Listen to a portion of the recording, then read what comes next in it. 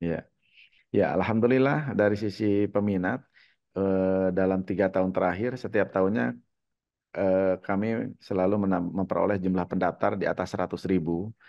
Padahal yang Hmm. kami rekrut itu adalah hanya sekitar 9.000. Saat ini tahun ini mungkin 10.000 lah gitu ya. Nah ini adalah salah satu challenge bagi kita, di mana kita sebagai pengelola pendidikan tinggi Ya, tidak hanya sekedar memberikan layanan pendidikan tinggi ini, tetapi tetap harus memperhatikan kualitas. ya. Ya, alhamdulillah dalam 3 tahun terakhir ini peminat untuk atau pendaftar ke Telkom University jumlah pendaftarnya itu di atas 100.000. Nah, namun kami tetap selektif karena memang kuota ataupun layanan ini kita harus tetap jaga kualitasnya. Sehingga yang kami terima setiap tahunnya adalah sekitar 10.000 untuk tahun ini, insya Allah.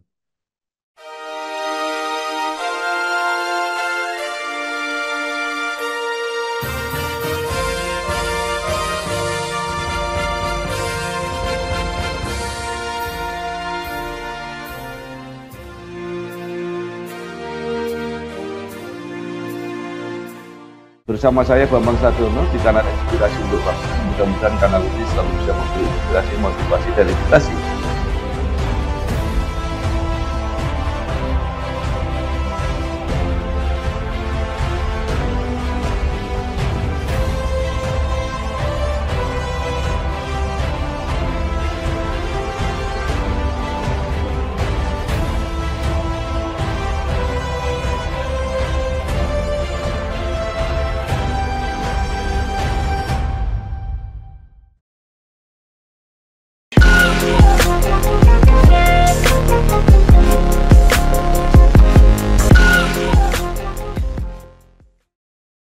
Assalamualaikum warahmatullahi wabarakatuh. Bersama saya Bambang Sadiono di kanal Inspirasi untuk Bangsa. Mudah-mudahan kanal ini selalu bisa memberi inspirasi, motivasi, dan edukasi. Kami sedang mempersiapkan beberapa video wawancara untuk mendokumentasikan perguruan tinggi Indonesia yang mencapai akreditasi unggul. Menurut rencana, selain akan kami tayangkan, wawancara ini juga akan kami bukukan. Saat ini saya sudah bersama dengan salah seorang pimpinan dari perguruan tinggi yang mencapai akreditasi unggul, yaitu Bapak Rektor Universitas Telkom, Profesor Adi Wijaya. Apa kabar, Prof? Alhamdulillah, Assalamualaikum, salam sehat semuanya. Iya, luar biasa. Prof. Adi Ya. mungkin bisa bercerita tentang perjalanan karir ya, mungkin sejak mulai dari pendidikan sampai saat ini menjadi Rektor Wah, Universitas Telkom. Monggo, Prof. ya, ya. Terima kasih, Pak Bambang. Tentunya eh, selepas lulus dari ITB saat itu adalah di masa-masa adanya krisis ekonomi gitu ya. Iya, Kita iya, agak kesulitan juga mencari pekerjaan saat itu. Namun demikian alhamdulillah diterima sebagai dosen di STT Telkom dan mulai mengajar iya, akhir 99 tahun 2000 lah gitu ya. iya, Dan kemudian setelah itu ya seperti biasa selayaknya dosen mengikuti jenjang studi lanjut S1, iya, S2, S3 di ITB juga.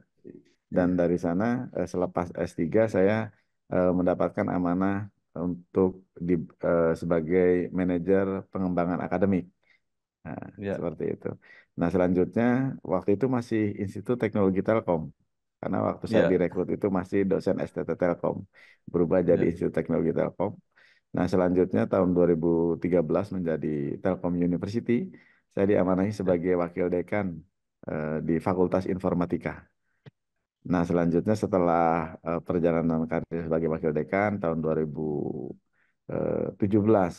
saya diberikan amanah untuk menjadi Direktur Bandung Teknopark, di mana tugasnya adalah melakukan pengembangan inovasi, termasuk iya, menginkubasi bisnis-bisnis untuk menjadi startup dan seterusnya, iya, hilirisasi teknologi lah gitu ya.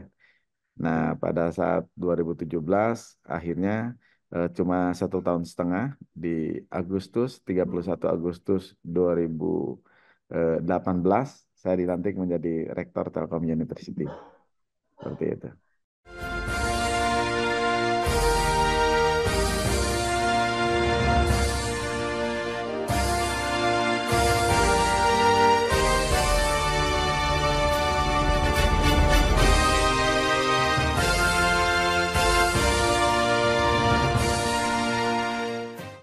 Ya, baik Prof. Nah, Prof Adi sejak awal merintis karir di Telkom University, pasti mengikuti perjalanannya dan mungkin bisa diceritakan pengalaman, perjuangan sampai akhirnya mendapat akreditasi unggul. Oh ya, tentunya kalau kita bicara sejarah harus dari awal itu. Pada saat dibangunnya STT Telkom kan eh, tahun 90-an itu ya. Ya, Kalau nggak salah 28 September 1990 Pak Cacuk ya, mendapatkan izin untuk menjalankan ya, yang namanya Pak Cacuk waktu itu Direktur Utama Telkom, ya, mengusahakan untuk membangun talent-talent terbaik bangsa ini supaya nanti menjadi digital talent bangsa ini di tahun 90 mendapat izin STT Telkom. Nah, ya, pada saat itulah selanjutnya diresmikan oleh Pak Harto saat itu. Dan ya, akhirnya didirikanlah kampus STT Telkom tahun 1993 di kawasan ya, Dayakolot. Nah, sampai akhirnya di tahun 2013 karena seiring sejalan tidak hanya STT Telkom, ada bidang manajemen juga, ada bidang seni juga, ada vokasi juga. Akhirnya bergabung tahun 2013 itu menjadi Telkom University tanggal 14 Agustus. Nah, saat itu yang menjadi rektor adalah Profesor Dr. Asari yang kemarin sempat menjadi rektor ITS. Nah, ini ya, adalah salah satu perjalanan yang menurut kami memang kami menyatukan dari 4 level budaya gitu ya, dari 4 perguruan tinggi, ya, kemudian secara bersama-sama sampai akhirnya bisa mendapatkan akreditasi A di tahun ya, 2016. Jadi tahun 2013 Telkom University dibentuk, 2016 sudah mendapatkan akreditasi A dan kemudian kami meminta atau mendapatkan arahan dari BAN PT untuk melakukan usulan bagaimana penyetaraan A ini menjadi unggul. Tahun ya. 2020 kami mendapatkan akreditasi unggul. Seperti itu. Ya, baik. Prof, eh, sejak menjadi STT Telkom, ini sudah menjadi perguruan tinggi favorit saat itu. Banyak yang pengen kuliah di situ karena harapannya bekerja di apa perusahaan BUMN PT Telkom ya. PT Telkom. Nah, tapi sekarang kan berkembang. PT Telkom mungkin apa ya ya mungkin tidak mendominasi seperti dulu, tapi apa tantangan telekomunikasi digital juga jauh lebih lebih luas. Nah, sekarang Iya, bagaimana iya. prospek Telkom University ini? Ya, memang kalau awal di tahun Ya. 91 92 dua angkatan awal itu adalah bentuknya ikatan dinas dengan PT Oh, Telkom. Jadi semua mahasiswa yang direkrut 91 92 otomatis akan menjadi pegawai PT Telkom. Sejak 93 sampai sekarang kita memang secara DNA itu adalah masih bagian dari Telkom Group. Namun demikian alumni yang dihasilkan atau lulusan yang dihasilkan dari Telkom University tentunya tidak hanya untuk PT Telkom, tapi sebesar-besarnya adalah untuk kemajuan bangsa ini.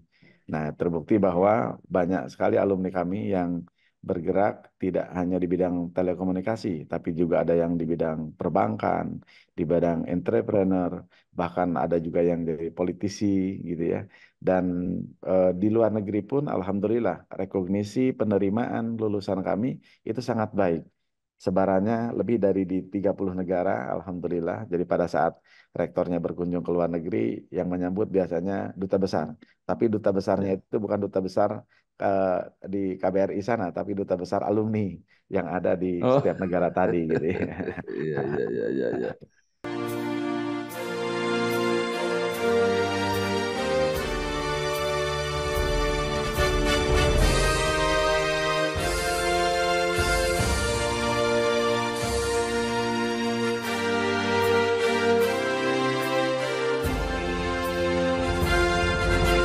Prof. Adi mulai menjabat 2018 kalau tidak salah, Betul.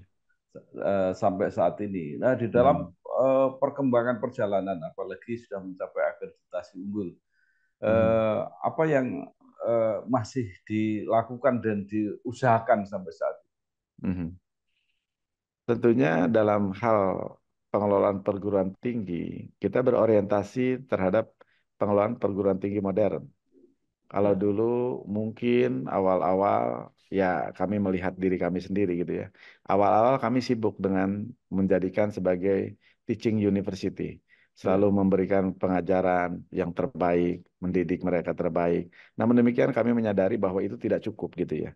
Jadi ya, secara organisasi kita paham pasti ada yang namanya framework people, process, and technology. Nah, disinilah ya, bahwa kami berusaha mewujudkan yang namanya aspek people seperti apa yang harus kita ya, wujudkan. People di ya, dalam artinya adalah kami bangun culture-nya. Culture-nya lebih baik sedemikian hingga sense of belonging terhadap university ini itu adalah ya, tinggi dan kemudian mereka bersama-sama ingin mewujudkan universitas ini menjadi lebih baik dan lebih baik lagi dari hari ke hari. Kemudian dari sisi proses juga kami selalu berorientasi paling tidak pada dua hal, yaitu quality ya, assurance dan service excellence.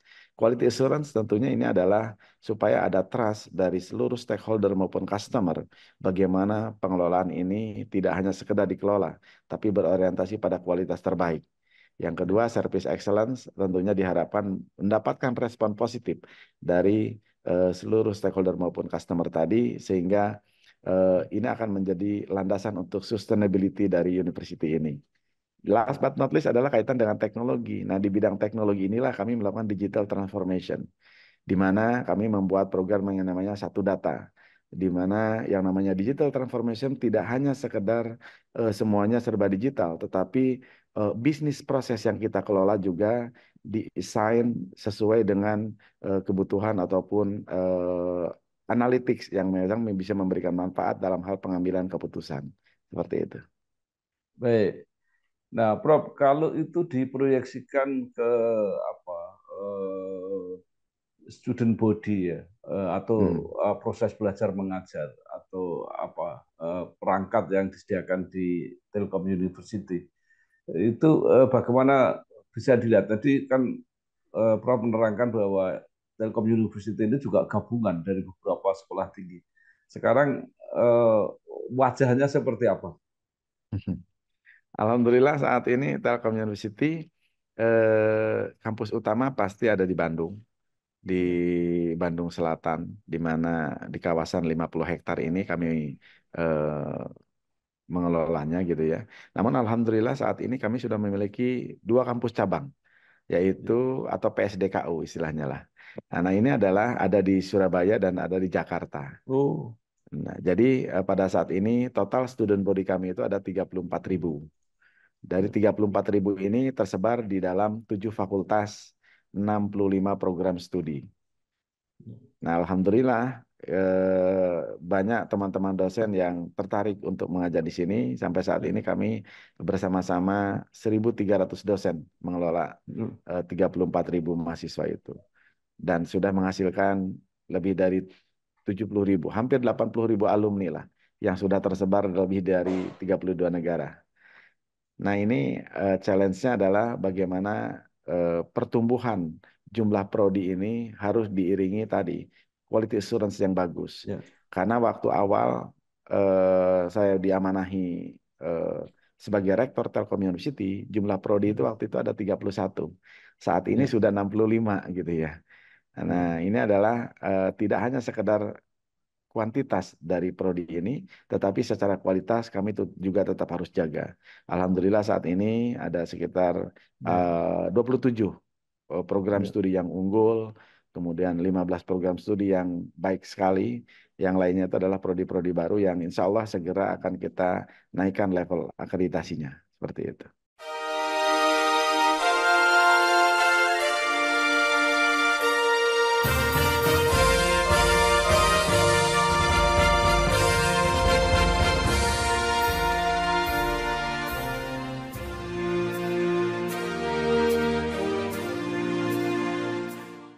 Ya. Baik, Prof. Ini memang agak lain. Kalau perguruan tinggi biasanya membuat PSDKU tadi ya, kampus Ya, di kota lain, itu ya. menuju kota-kota kecil di sekitarnya. ini malah menuju ke kota yang jauh lebih besar, ya, minimal itu ya. Ini tanda-tanda apa? Apakah peminat apa ya generasi milenial, generasi baru itu sangat besar untuk prodi-prodi di Telkom University? Ya, ya, alhamdulillah dari sisi peminat dalam 3 tahun terakhir setiap tahunnya kami selalu memperoleh jumlah pendaftar di atas 100.000. Padahal yang Hmm. kami rekrut itu adalah hanya sekitar 9.000. Saat ini tahun ini mungkin 10.000 lah gitu ya. Nah, ini adalah salah satu challenge bagi kita, di mana kita sebagai pengelola pendidikan tinggi Ya, tidak hanya sekedar memberikan layanan pendidikan tinggi ini, tetapi tetap harus memperhatikan kualitas. ya, Ya, alhamdulillah dalam 3 tahun terakhir ini peminat untuk atau pendaftar ke Telkom University jumlah pendaftarnya itu di atas 100.000.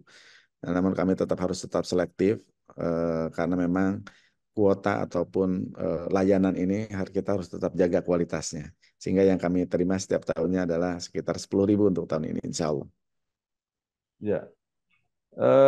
Baik, Prof. Tadi dikatakan bahwa ada semacam pembekalan culture ya, yang khas Hmm. sehingga alumninya akan menjadi alumni yang apa kuat selain kompetensinya juga eh, apa karakter atau kepribadiannya itu Mhm. seperti apa, Prof? Bisa diceritakan? Ya, ya, ya, betul.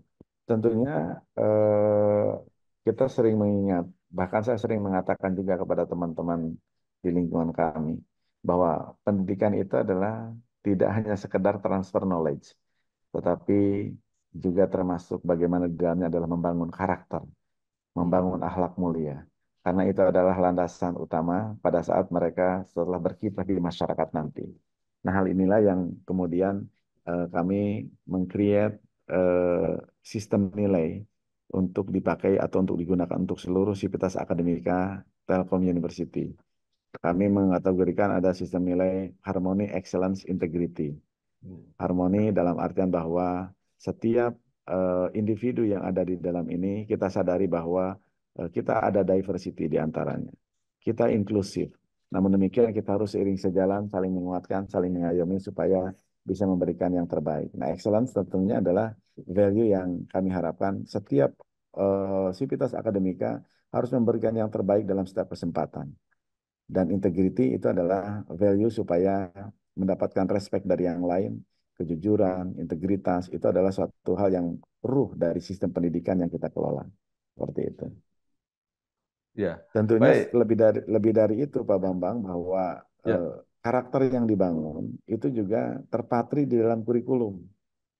Jadi di dalam kurikulum tuh ada mata kuliah yang namanya pendidikan karakter. Dan kemudian Hmm. selain pendidikan karakter itu di luar mata kuliah agama maupun kewarganegaraan ada pendidikan karakter. Kami juga Ya. memberikan kurikulum literasi data, literasi humanity supaya teman-teman itu sadar betul bagaimana posisi mereka sebagai manusia untuk memberikan kontribusi terhadap lingkungannya. Seperti itu Pak Bambang.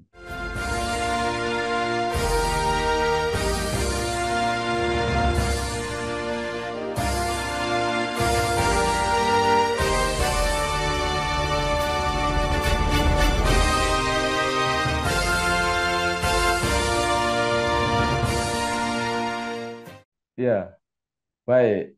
Nah, kemudian bagaimana mungkin bisa digambarkan ya sudah sebegitu banyak alumni Telkom University ini dengan berbagai tadi tersebar di 32 negara.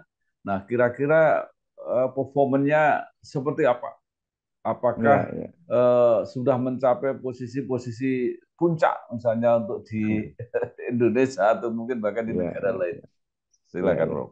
Ya, alhamdulillah alumni-alumni kami yang notabene-nya adalah baru berkarir sekitar 20-an atau 25 tahunan gitu ya, sudah menduduki posisi puncak di beberapa BUMN maupun Ya, perusahaan-perusahaan ataupun perusahaan global. Salah satunya misalkan contoh aja di Telkom Group itu adalah ya, ada 2 BOD yang berasal dari alumni Telkom ya. University. kemudian ya, ada juga yang di Telkomsel seperti itu, kemudian ada juga di Cisco, di MERS gitu ya itu, ya, dan satu lagi politisi juga ada ternyata. Ada yang ada ya, di Komisi 10 DPR RI gitu ya. Ini adalah ya, satu kebanggaan bagi kami ya, di samping ya, alumni-alumni yang sudah tersebar di beberapa negara, sudah jadi vice president di beberapa ya, perusahaan global. Ini adalah ya, satu sisi menjadi kebanggaan dan satu sisi adalah menjadi role model bagi anak-anak ya, mahasiswa yang saat ini sedang menempuh pendidikan, bagaimana ya, menuju ke arah sana, bagaimana ya, mewujudkan mimpi menjadi global citizen seperti itu. ya. Mungkin bisa disebutkan, Prof. Jadi supaya nggak hanya jadi role model mahasiswa Telkom University, tapi juga generasi muda yang lain. Iya, iya, iya, betul, betul. Karena memang Ya, sesungguhnya dimanapun kita berkiprah, kita ada yang iya, mengawasi, ada yang mengamati. Tidak hanya iya, Tuhan kita semua, tapi justru yang ya, namanya manusia lain itu adalah mengharapkan contoh yang baik dari kita. Nah, pada saat itulah iya, kita menjadi role iya. model kebaikan untuk yang lain. Ya, maksud saya tadi yang menjadi BOD dan anggota DPR tadi disebutkan Oh namanya. iya Jadi ya. biar orang Kalau bisa tahu, oh itu ah, ternyata. ah, kalau BOD Telkom kan Bang Afriwandi itu adalah Ya, teknik industri tahun 91 ya, ya. Ada juga Pak Budi Setiawan, Mas Budi Setiawan ini teknik industri juga 91. ya. Kemudian ada Bang ini El Nino Mohi ini ada DPR Oh, RI. oh Nah, ya, ya, ini ya, ya, tahun ini juga masih terpilih lagi, sudah beberapa periode ya, beliau gitu ya. ya, Kemudian di perusahaan-perusahaan global tadi, misalkan di Mars gitu ya, supply chains itu salah satu perusahaan besar supply chains itu, eh, saya lupa namanya, aduh, Cutnosi. ya, Nah, ya, kemudian ada ya, Mbak Marina juga sebagai CEO-nya Cisco Indonesia gitu ya.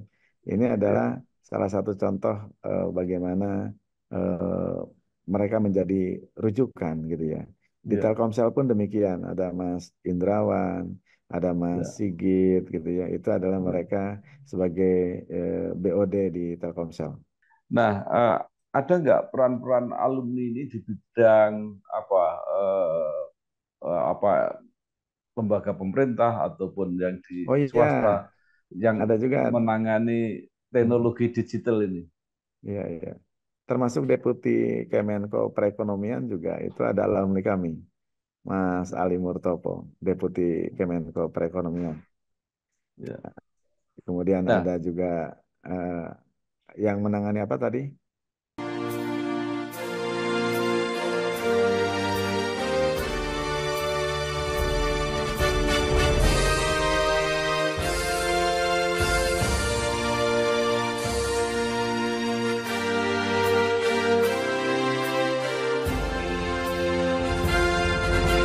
nah, yang saya sebenarnya mau tanya, mungkin ada perspektif dari Prof. Adi mengenai masalah Mhm. yang sedang dihadapi secara nasional sekarang ini, yaitu Hmm. mengenai pusat data nasional ini. Itu Wah, dipelajari apa tidak di iya, Telkom iya. University? Ya, Kami kebetulan sebagai digital campus, ya di mana salah satunya adalah amanah kami menghasilkan digital talent. ya, Seperti halnya amanah Pak Presiden, bagaimana tahun ya, 2030 ini kita memiliki 9 juta digital talent. Artinya ya, 600.000 digital talent harus dihasilkan setiap tahunnya. Nah ini adalah ya, challenging gitu ya. Bagaimana mewujudkan itu? Ini adalah tugas kita ya, semua.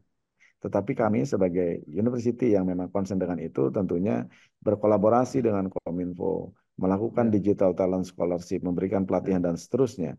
Nah, salah satunya adalah kaitan dengan case PDNS kemarin, Pusat Data ya, Nasional Sementara, itu adalah kami sudah berkolaborasi, sudah memulai di mana ya, ini akan mulai jalan ini dengan teman-teman di BSSN.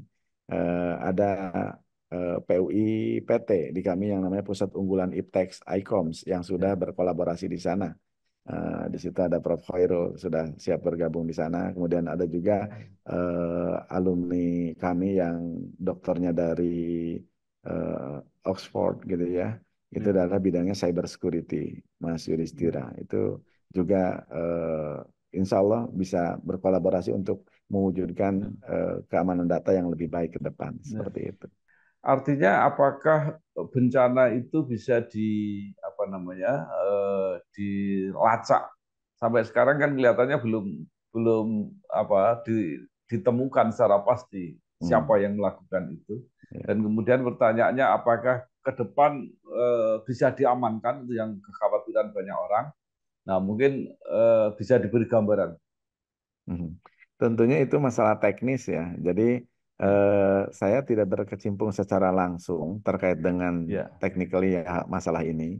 Tapi ya, kami juga berharap ini adalah yang namanya data. Pengalaman kami ya, membangun yang namanya satu data di university ya, itu adalah yang diperhatikan tentunya tidak hanya sekedar itu adalah sebagai tempat penyimpanan atau tempat mengakses. ya, Tetapi tentunya kita perlu perhatikan bagaimana security-nya. Nah, security-nya ya, seperti apa? Sistem backup-nya seperti apa? Ya, diharapkan hal-hal inilah yang menjadi cerminan pada saat kita bergerak lebih besar lagi sebagai dalam ya, level nasional.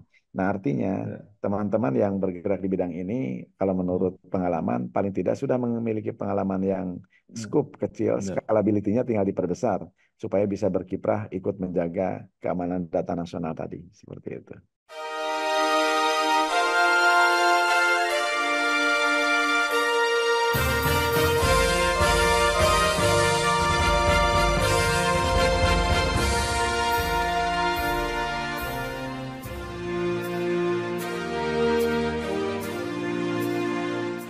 Iya.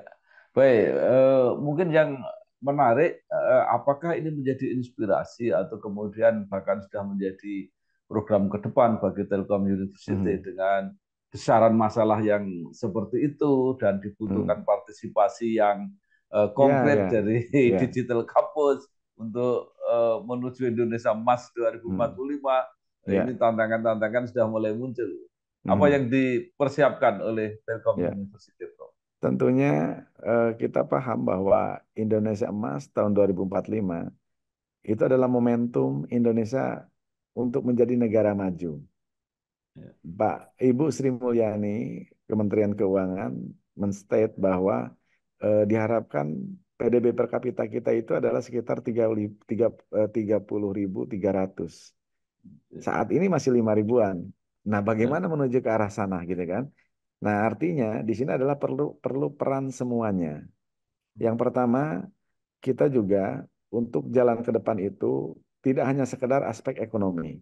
Ada Ya, aspek-aspek yang lain. Atau kalau misalkan dalam tujuan yang diratifikasi dari United Nations atau UNESCO gitu ya, itu kan ada aspek SDGs. Sehingga akhirnya kami ya, menetapkan salah satu visi kami di tahun 2028 dalam 5 tahun ke depan dari sekarang itu adalah menjadi Entrepreneurial University atau National Excellence Entrepreneurial University yang berkontribusi untuk pemenuhan Sustainable Development Goals. Nah, ini adalah artinya visi kami tidak hanya menstate apa ingin jadi apa diri kami, tetapi kami juga ingin memberikan kontribusi terbaik dalam hal ya, pemenuhan SDGs tadi. Nah, cakupannya tentunya ini adalah bukan suatu hal yang mudah karena kita berinteraksi dengan seluruh aspek, seluruh komponen, kita berkolaborasi dengan semuanya. Nah, salah satunya misalkan pada saat kami menetapkan visi itu, otomatis kami juga tidak hanya menghasilkan lulusan berkualitas, tapi ya, menghasilkan entrepreneur-entrepreneur yang bisa menggerakkan pertumbuhan ekonomi. Kontribusi ekonomi inilah yang akan bisa memberikan dampak peningkatan PDB per kapita yang diharapkan tadi. ya, Kemudian selain itu juga kami selalu berupaya bagaimana pemenuhan SDGs yang lain. Karena itu adalah economic growth salah satu komponen SDGs. SDGs yang lainnya apa? Termasuk bagaimana penanganan stunting, ya, peningkatan kualitas hidup masyarakat, dan seterusnya. Nah, Alhamdulillah, dari effort yang kami berikan itu, kami mendapatkan rekognisi internasional dari Time Higher Education World University Ranking. ya, Kaitan dengan ya, impact ranking ini, ya, Time Higher Education World University Ranking dari Time Higher Education itu adalah Time Higher Education memberikan ranking kita untuk ranking dunia ada di ranking 301 plus ya. dunia. Nah, ini adalah Baik. satu eh, anugerah yang perlu disyukuri pasti, tetapi lebih Ya. dari itu ini sekaligus menjadi amanah. Bagaimana suatu university yang mendapatkan rekognisi sebagai impact rankingnya 300 besaran dunia, bagaimana implementasinya, bagaimana kontribusi untuk masyarakat. Nah, disinilah kami berupaya bagaimana mewujudkan masyarakat yang bisa benar-benar menjadi bonus demografi.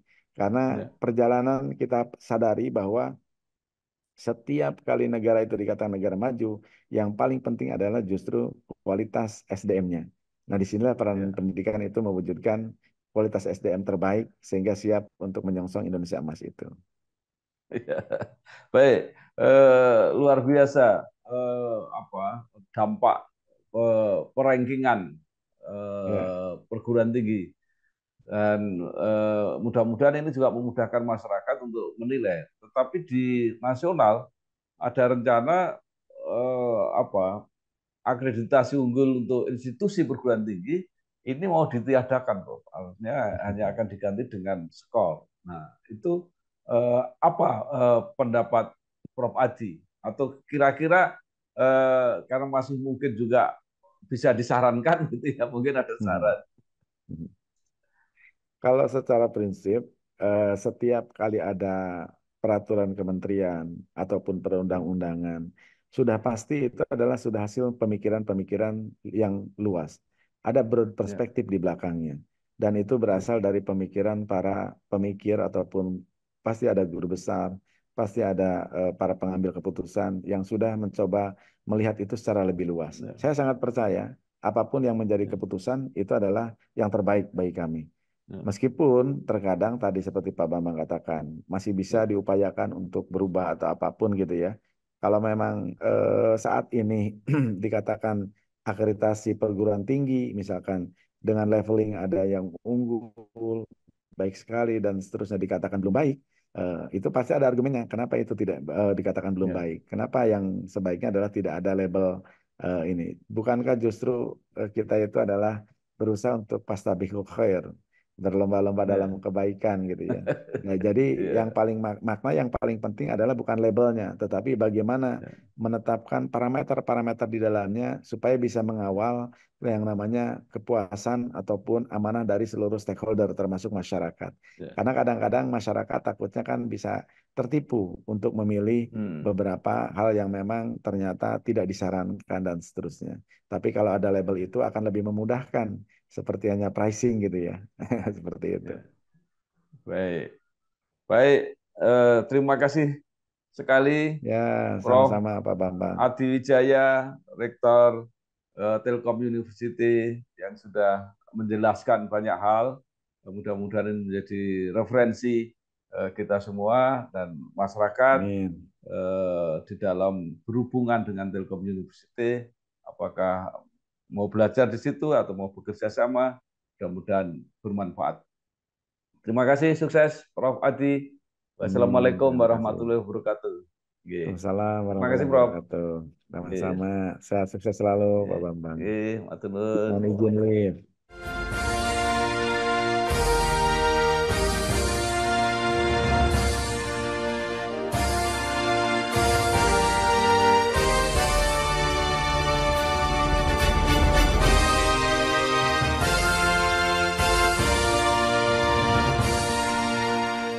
Bersama saya Bambang Sadiono di kanal Inspirasi untuk Bangsa. Mudah-mudahan kanal ini selalu bisa memberi inspirasi, motivasi, dan edukasi